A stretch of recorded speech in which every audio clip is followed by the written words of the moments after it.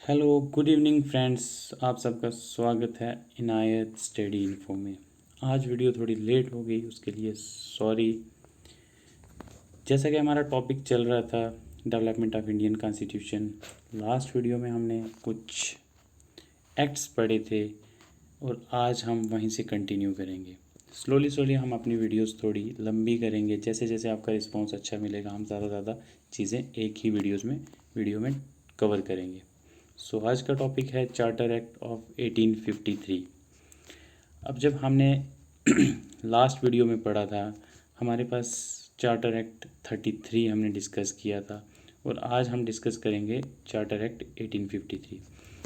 अब इस एक्ट के अंडर भी काफ़ी सारी चीज़ें नई इम्प्लीमेंट हुई, जैसे कि फर्स्टली हमारे पास इंडियंस के लिए जो सिविल सर्विसेज थी उस टाइम पे, जो ब्रिटिश गवर्नमेंट सिविल सर्विसेज यहाँ पे एग्ज़ाम्स कंडक्ट कराती थी, तो उसमें हमारे इंडियंस पार्टिसिपेट नहीं कर सकते थे। बट अंडर चार्टर एक्ट 1853 जो इंडियंस थे वो भी उस कंपटीशन में हिस्सा लेने लग गए।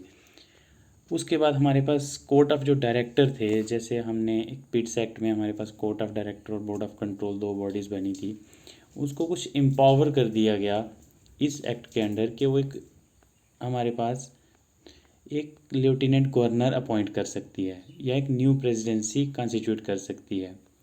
इसी तरह हमारे पास जो एग्जीक्यूटिव और लेजिस्लेटिव फंक्शंस थे, आपको तो दोस्तों पता होगा कि एग्जीक्यूटिव फंक्शंस और लेजिस्लेटिव फंक्शंस क्या होते हैं। नहीं पता है तो हम ये चीज़ें भी स्लोली स्लोली डिस्कस करेंगे आगे आगे, जैसे जैसे हमारी पॉलिटी के टॉपिक्स की वीडियोस आएंगी उसमें काफ़ी सारी चीज़ें आपको सीखने को मिलेंगी इंशाल्लाह। और इस तरह जो हमारे एग्जीक्यूटिव और लेजिस्लेटिव फंक्शंस थे गवर्नर जनरल काउंसिल के, वो सेपरेट कर दिए गए। एग्जीक्यूटिव और लेजिस्लेटिव फंक्शंस को सेपरेट किया गया इस एक्ट के under.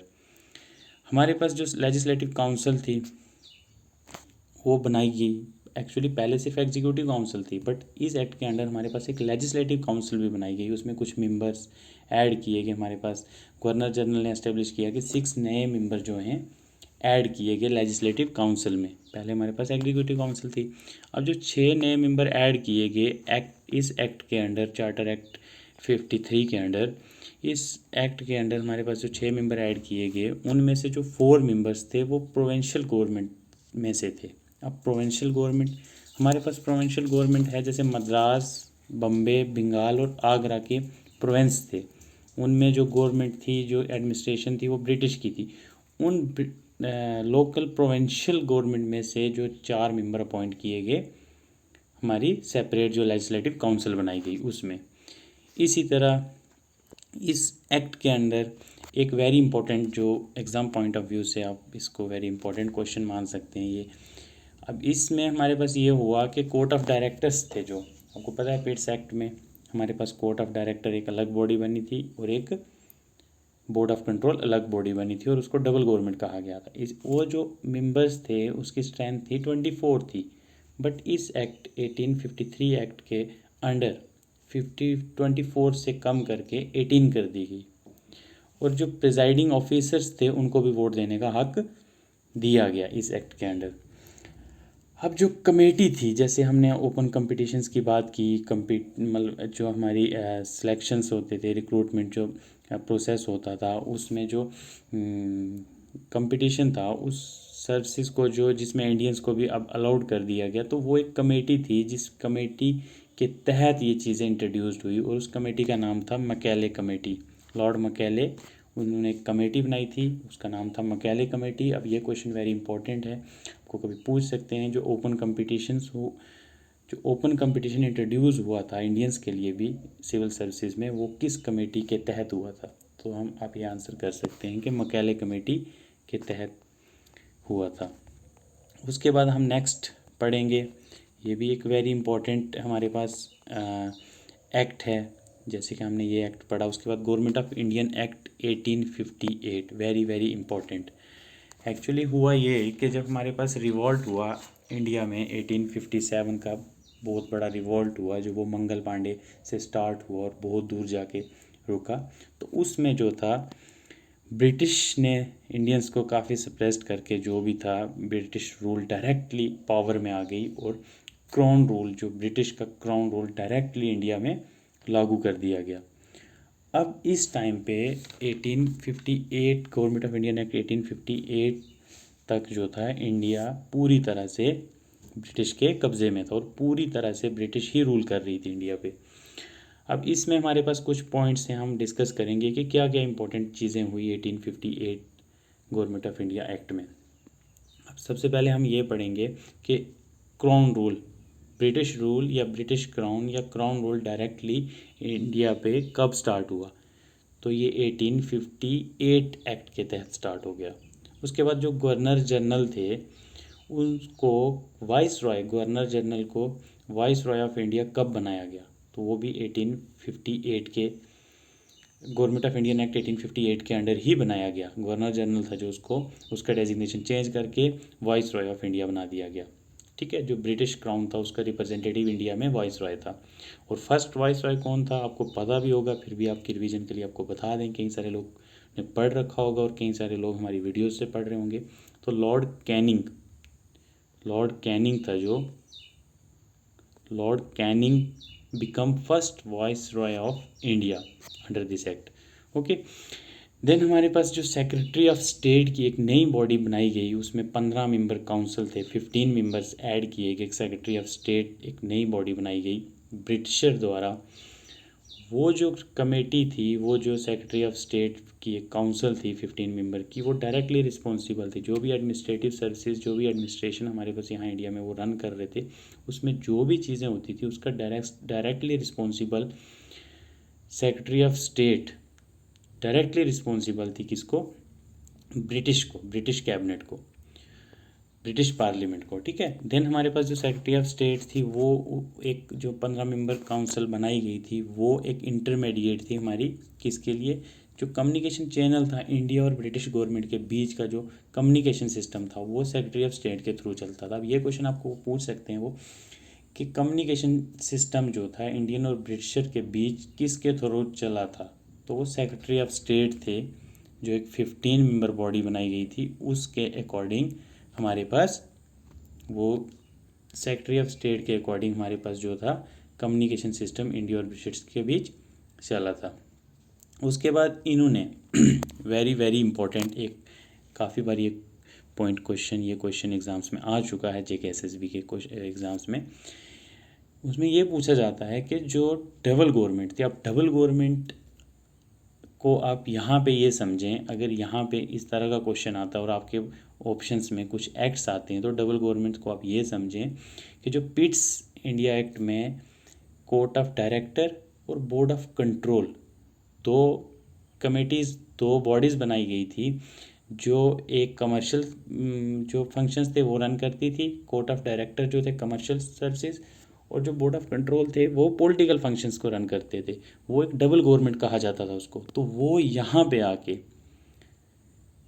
Government of Indian act 58 में आकर उसको एबॉलिश कर दिया गया। यहाँ पे डबल गवर्नमेंट एबॉलिश हो गई। इसी तरह लॉर्ड कैनिंग जो थे, वो तो आपको मैंने बता दिया कि first viceroy of India थे। इस तरह हमारे पास नेक्स्ट एक्ट है इंडियन काउंसिल एक्ट 1861 एक्ट। अब इस एक्ट में हमारे पास कुछ एक चीज़ें हुई, वो भी आपको याद रखनी है, ध्यान में रखनी है। कहीं ना कहीं से एग्जामिनर को पता नहीं है क्वेश्चन कहाँ से आ जाए, इसलिए हर पॉइंट टू पॉइंट आपको ये नोट करके रखना है और ये याद भी करना है, अच्छे से रिवाइज करना है इसको। अब इंडियन काउंसिल एक्ट 1861 में क्या हुआ? 1861 में हमारे पास जो लेजिस्लेटिव पावर्स थी मद्रास की और बम्बे की, उनको रीस्टोर कर दिया गया। जो चार्टर एक्ट 1833 हमने लास्ट वीडियो में पढ़ा था, उसमें जो इनकी लेजिस्लेटिव पावर्स थी वो इनसे ले ली गई थी और डायरेक्ट जो था बंगाल का कंट्रोल था इनके ऊपर, वेस्ट बंगाल का। ओके, सॉरी, बंगाल का, कलकत्ता का जो भी था कंट्रोल था इनके ऊपर। तो वो जो पावर्स थी इनको वापस दे दी गई थी, मद्रास और बम्बे को। उसके साथ हमारे पास governor general was given the right to exercise absolute veto. अब गवर्नर जनरल था जो, उसको एक हक दे दिया गया था कि वो वीटो पावर, उसको एक veto power, absolute veto power दे दी गई थी कि वो कोई भी ऑर्डिनेंस इशू कर सकते। ऑर्डिनेंस होती है, ऑन द स्पॉट अगर कुछ भी एडमिनिस्ट्रेशन में कुछ भी इस तरह की कोई किसी लॉज किसी एक्ट की ज़रूरत पड़ गई, किसी मॉडिफिकेशन की ज़रूरत पड़ गई, जब आपकी पार्लियामेंट पावर में नहीं है, तो आपका जो हेड होता है, उस टाइम पे गवर्नर जनरल था, तो वो एक ऑर्डिनेंस बनाकर एक एक्ट बना सकता है और वो लागू कर सकता है। तो वो एक्ट जो था 6 महीने तक फोर्स में रहता था, 6 मंथ तक फोर्स में रहता था। तो ये वीटो पावर भी, ये क्वेश्चन भी आपका बनता है कि वीटो पावर गवर्नर जनरल को कब दी गई, या first time governor general ordinance power कब इशू की गई, किस एक्ट के अंडर। तो वो ये है कि 1861 काउंसिल एक्ट के अंडर गवर्नर जनरल को एक एब्सोल्यूट वीटो पावर दे दी गई, जिसमें वो ऑर्डिनेंस इशू कर सकता है। ओके, देन हमारे पास सॉरी देन हमारे पास हमने पढ़ा आज इंडियन काउंसिल एक्ट 1861। इसमें हमारे पास कुछ और चेंजेस हुए। अब नेक्स्ट पॉइंट पढ़ते हैं। इसमें ये हुआ हमारे पास कि जो लेजिस्लेटिव काउंसिल थी वॉइसरॉय की, उसमें इंडियंस जो लोग थे, हमारे हिंदुस्तानी लोग थे जो, उनको भी एक मेंबर बनाया गया, बट उनको नॉन ऑफिशियल मेंबर ऐड किया गया अपनी काउंसिल में, लेजिस्लेटिव काउंसिल में। अब ये क्वेश्चन है, लेजिस्लेटिव जो वॉइसरॉय की लेजिस्लेटिव काउंसिल थी, उसमें इंडियंस को कब ऐड किया गया, तो वो कब ऐड किया गया, 1861 इंडियन काउंसिल एक्ट 1861 के तहत इंडियंस को भी लेजिस्लेटिव काउंसिल में ऐड किया गया as a non official member. अब 3 मेंबर थे जो फर्स्ट टाइम ऐड हुए थे, वो उनमें से थे महाराजा ऑफ पटियाला, राजा ऑफ बनारस और सर दिनकर राव। वो नॉमिनेट हुए, लॉर्ड कैनिंग ने उनको नॉमिनेट किया कि लेजिस्लेटिव असेंबली के हमारे नॉन ऑफिशियल मेंबर बनाए जाएंगे। अब हमारे पास जो वाइसरॉय थे, वाइसरॉय को जो थी पावर थी, उनको एक पावर दे दी गई कि वो रूल्स ऑर्डर्स बना सकते हैं, जो भी हमारी बिजनेस के रिलेटेड ट्रांजैक्शंस होती हैं काउंसिल में, उनके जो रूल्स और ऑर्डर्स हैं वो वाइसरॉय खुद बनाएंगे, उसको ये पावर दे दी गई थी। पावर इनको कौन देता था, जो क्राउन था, जो ब्रिटिश का हेड था, ब्रिटिश में था, वो इनको पावर देता था कि आप वहाँ पे जो भी ट्रांजैक्शन ऑफ बिजनेस होती हैं उसके रूल्स और ऑर्डर्स की जो भी बनाने हैं वो आप खुद वहाँ पे बनाओ। और लॉर्ड कैनिंग ने इंडिया में एक पोर्टफोलियो सिस्टम स्टार्ट किया था, जो आहिस्ता आहिस्ता कैबिनेट सिस्टम बन गया। अब जो फाउंडेशन थी कैबिनेट सिस्टम की, वो स्टार्ट हुई, किसने स्टार्ट की, कहा अगर क्वेश्चन आपके पास आए कि फाउंडेशन ऑफ कैबिनेट सिस्टम किसने स्टार्ट किया, तो वो किया था लॉर्ड कैनिंग ने। Who was the lord Canning? Lord Canning was the first viceroy of India. Then हमारे पास लॉ मेंबर एक ऐड किया गया एग्जीक्यूटिव काउंसिल में, और लॉ मेंबर्स को किसने ऐड किया, लॉ मेंबर को गवर्नर जनरल ने। इसके बाद हमारे पास एक एक्ट है 1892। अब ये अमूमन ये होता है कि हमारे पास ये कुछ 2-3 एक्ट हैं, जैसे चार्टर एक्ट्स हैं, 33 हो गया, 53 हो गया, तो ये कभी कभी मोस्टली स्टूडेंट स्किप कर देते हैं, बट इनको स्किप नहीं करना है, इनमें से भी क्वेश्चन आ सकता है। अब हमारे पास 1892 इंडियन काउंसिल एक्ट है। अब इसमें ये हुआ, जो इम्पोर्टेंट पॉइंट है इसके 2 ही हैं मेन। इसमें ये हुआ कि जो गवर्नर जनरल की काउंसिल थी, उसमें नॉन ऑफिशियल मेंबर्स बढ़ाए गए। उनको नॉन ऑफिशियल मेंबर जो काउंसिल में ऐड करते थे, उनको इंक्रीज़ किया गया। अब इंक्रीज़ कैसे किया गया, यहाँ पे इंक्रीज़ ऐसे किया गया, अगर ऑफिशियल मेंबर, अब 2/5 of new members were non official. अगर आप official member 5 official member add करते हो काउंसिल में, तो 2 नॉन ऑफिशियल मेंबर भी ऐड करने हैं आपको। 2 नॉन ऑफिशियल मेंबर कौन होंगे, वो इंडियंस होंगे। इसी तरह हमारे पास जो functions of legislative council of governor general were increased, functions बढ़ा दिए गए उसमें।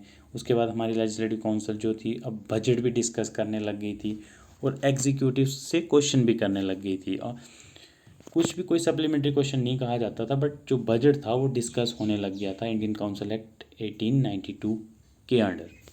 देन हमारे पास एक वेरी इंपॉर्टेंट जो पॉइंट है, आप अगर इनडायरेक्ट इलेक्शन की बात की गई जाए कि इनडायरेक्ट इलेक्शन की बात कब की गई और इनडायरेक्ट इलेक्शन कब इंट्रोड्यूस्ड हुआ, तो हम ये कह सकते हैं कि इंडियन काउंसिल एक्ट 1892 में जो था इनडायरेक्ट इलेक्शन इंट्रोड्यूस्ड हुआ। अब जब वो इनडायरेक्ट इलेक्शन इंट्रोड्यूस्ड हुआ, जो इलेक्शन वर्ड था वो यूज़ नहीं किया गया था उस टाइम पे। ओके, देन हमारे पास 2 वेरी वेरी इंपॉर्टेंट एक्ट्स हैं जिनको हम इंडियन काउंसिल एक्ट 1909 कहते हैं और Indian government of Indian act 1919 कहते हैं। ये वेरी वेरी इंपॉर्टेंट हैं। एक है हमारे पास मार्ले मिंटो रिफॉर्म, एक है मोंटेग्यो चैम्सफोर्ड रिफॉर्म। इनको हम अच्छे से पढ़ेंगे और इनमें से क्वेश्चन अमूमन हमारे पास इन दो एक्ट्स में से क्वेश्चन होता है। अब मार्ले मिंटो रिफॉर्म इसको क्यों कहते हैं? वो इसलिए कहते हैं, जो मार्ले था वो सेक्रेटरी ऑफ स्टेट था।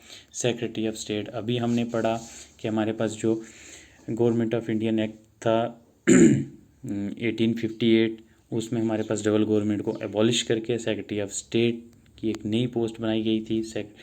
और वो जो सेक्रेटरी ऑफ स्टेट था हमारा, वो था मार्ले, और जो हमारे पास मिंटो था वो वॉइस रॉय था। इसलिए उस दोनों ने मिलकर जो एक, उन दोनों के बीच जब वो थे पावर में, तब जो एक एक्ट बना 1909 का, 1909 का इंडियन काउंसिल एक्ट, उसको हम मार्ले मिंटो रिफॉर्म्स भी कहते हैं।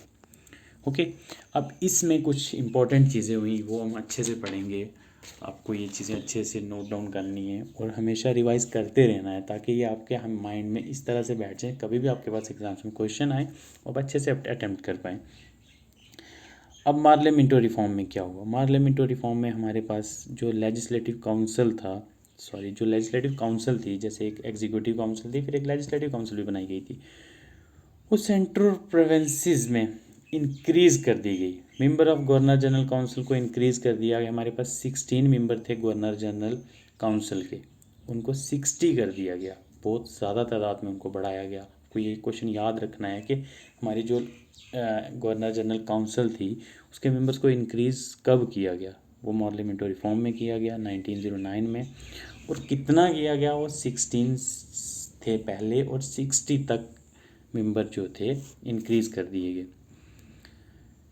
अब जो सेंट्रल लेजिस्लेटिव काउंसिल थी वो ऑफिशियल मेजॉरिटी में थी, बट प्रोविंशियल काउंसिल थी उसको नॉन ऑफिशियल मेजॉरिटी में रखा गया। अब separate electorate was introduced for Muslims, introducing the communal element in Indian policy. अब एक दौर था जिस दौर में एक डिमांड हो रही थी कि मुस्लिम्स मिनॉरिटी में हैं और उनको एक सेपरेट इलेक्टोरेट दिया जाए।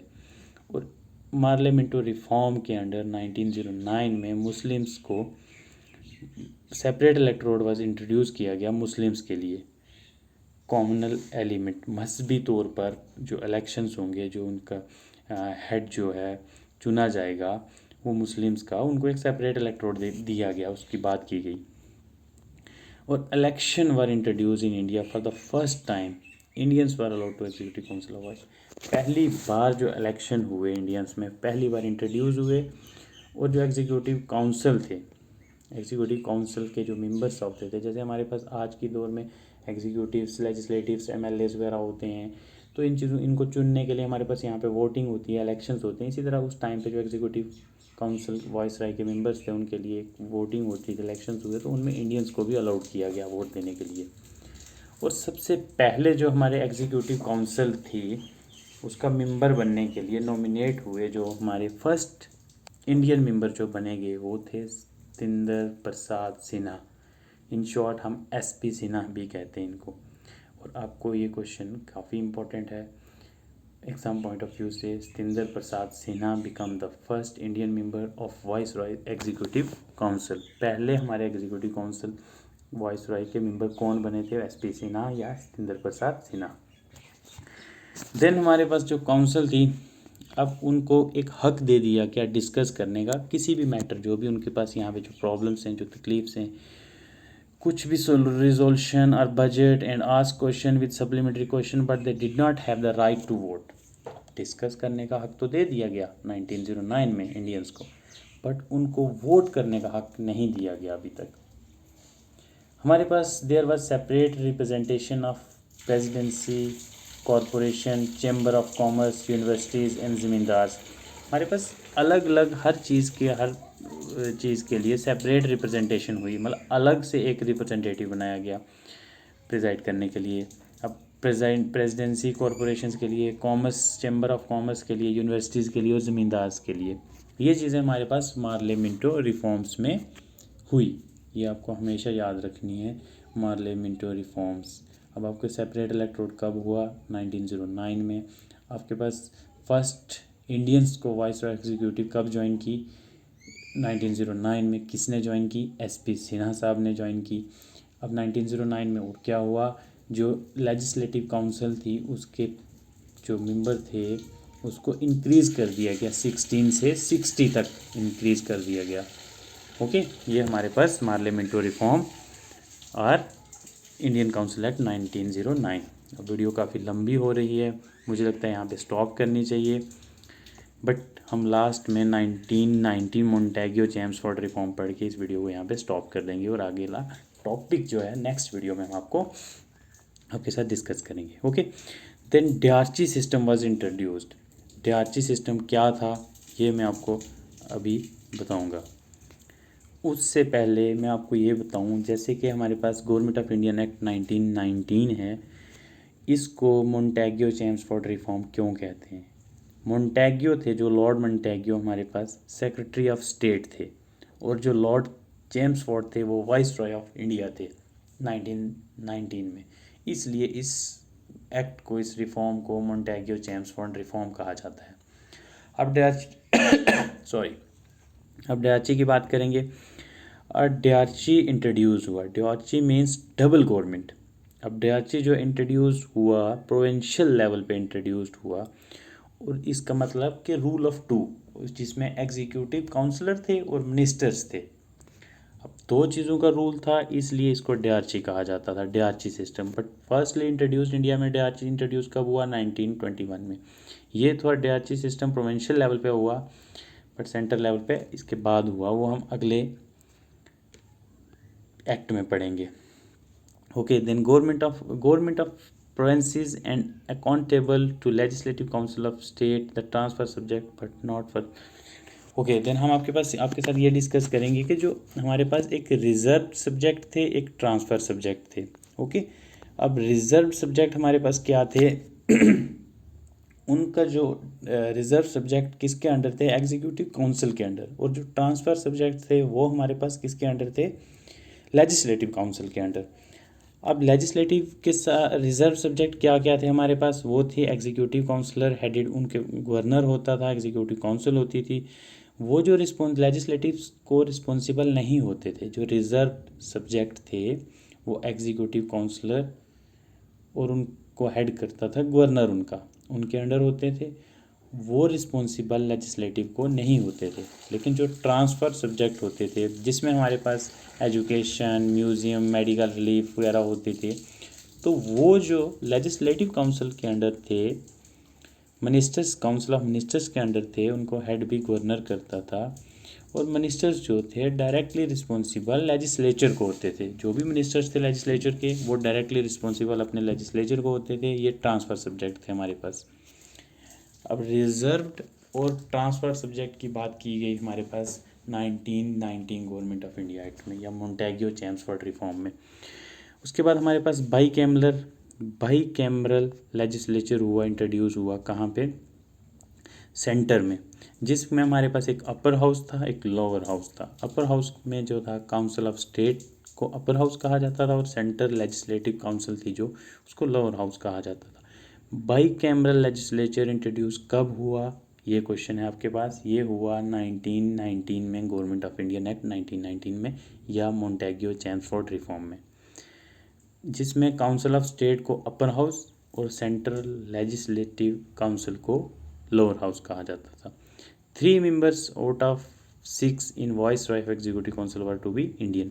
अब ये कहा गया कि 6 जो वॉइस रॉय एग्जीक्यूटिव काउंसिल के जो 6 मेंबर होंगे, उनमें से जो 3 मेंबर होंगे वो इंडियंस होंगे, बट जो कमांडर इन चीफ होगा वो इंडियंस नहीं होगा।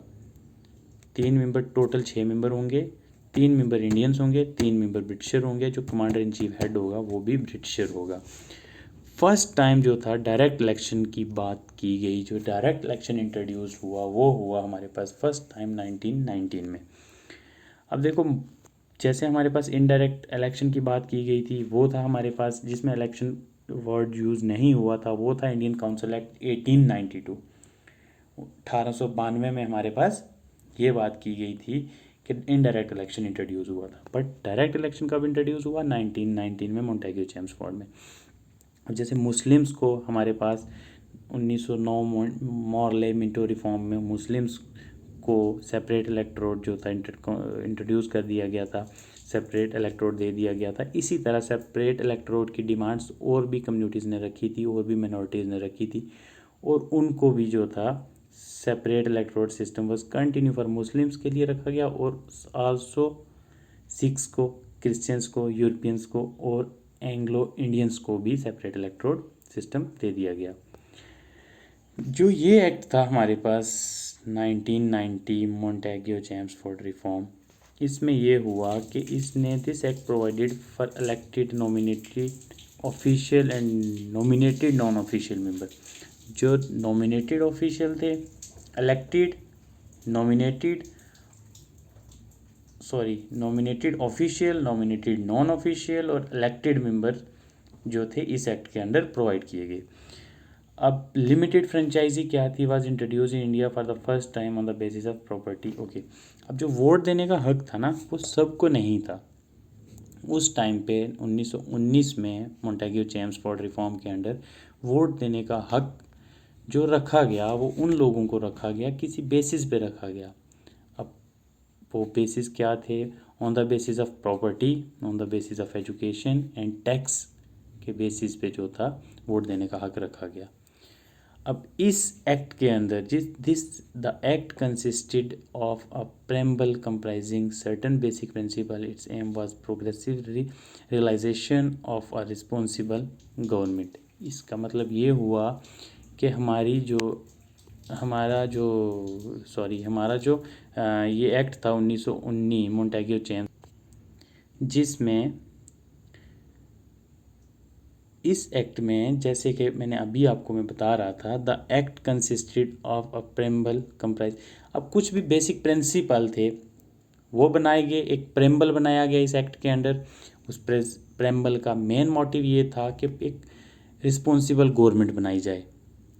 अब उसके बाद इस एक्ट में एक चीज़ और की गई, जो हमारा पब्लिक सर्विस कमीशन था, एस्टेब्लिश्ड 1926 में एस्टेब्लिश किया गया। Central public service commission which was establish in 1926। 1926 में सेंट्रल पब्लिक सर्विस कमीशन भी बनाया गया।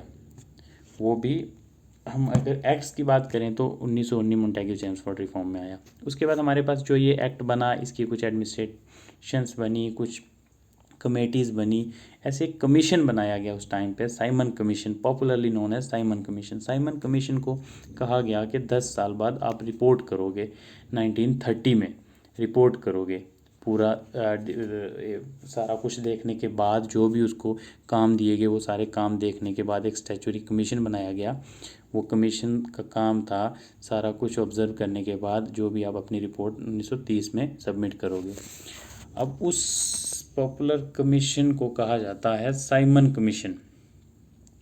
बट 1930 की बजाय 1927 में ही साइमन कमीशन आए यहाँ पे, और वो गो बैक गो के नारे लगे, go Simon go back go.